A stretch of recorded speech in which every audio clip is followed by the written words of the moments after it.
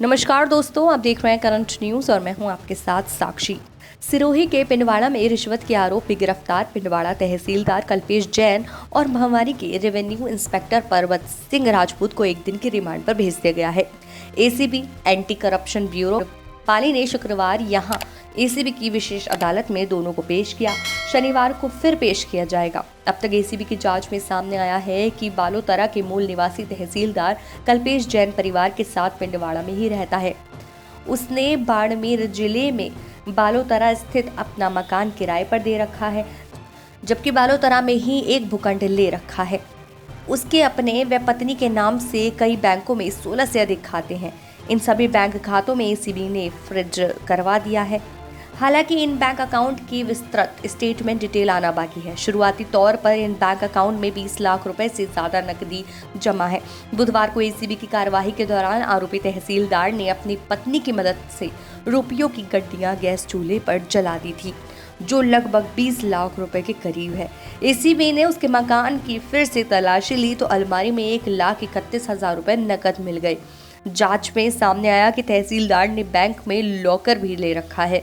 इस लॉकर में घूस लेकर जमा किए रुपए व सोना चांदी के जेवरात भी हो सकते हैं। एसीबी आरोपी तहसीलदार से पूछताछ कर बैंक का लॉकर भी खुलवाएगी। तहसीलदार कल्पेश जैन की कार्यप्रणाली शुरू से विवादों में रही, क्योंकि तहसीलदार को न्यायिक मजिस्ट्रेट की शक्तियां प्रदत्त हैं। ऐसे में छोटे मोटे अपराध में पुलिस आरोपी को तहसीलदार के समक्ष पेश करती है। आरोपी तहसीलदार ऐसी कार्यवाही के दौरान मुजरिमों को अपने समक्ष पेश करने के दौरान पुलिस अफसरों को भी घंटों तक खड़ा रखता है। पिंडवाड़ा में तहसीलदार के रूप में 28 नवंबर 2019 को जैन की पोस्टिंग हुई, लेकिन कुछ समय बाद ही इनकी कार्यशैली के विरोध में पटवारी, स्थानीय स्टाफ और वकील संघ भी खड़े हो गए थे। घूस लेने के लिए दबाव बनाने के लिए वे पटवारियों में कामकाज में दखल देते थे। 2 माह पहले पटवार मंडल व वकील मंडल ने उनके खिलाफ विरोध प्रदर्शन कर धरना दिया था। इसकी शिकायत पर उनको एपीओ कर दिया था।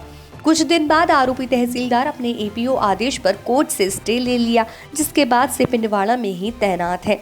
एसीबी ने बुधवार को पिंडवाड़ा में आरोपी तहसीलदार को गिरफ्तार करने आवास पर गई तो उसने दरवाजे बंद कर लिया था। तहसीलदार ने अपनी पत्नी के साथ मिलकर रसोई में गैस चूल्हे पर 500 रुपए की नोटों की गड्डियों को आग में जलाते रहे। इसका वीडियो एसीबी ने बनाया। बाद में पिंडवाड़ा थाने से पुलिस बुलाकर दरवाजे तोड़ अध जले नोट भी पुलिस को बरामद करवाए। इस मामले में पिंडवाड़ा पुलिस थाने के एसआई देवाराम की ओर से एसीबी के राजकार्य में बाधा पहुंचाना तथा राष्ट्रीय मुद्रा के अपमान के आरोप में केस दर्ज करवाया गया। रिपोर्ट में हालांकि आरोप तहसीलदार को ही नामजद किया गया है।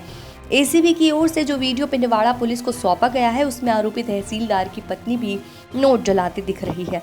पिंडवाड़ा पुलिस ने एसीबी की कार्यवाही के दौरान ही सबूत नष्ट करने के लिए अधजले रुपए की गड्डियों के साथ में चूल्हा भी बर्बाद किया है।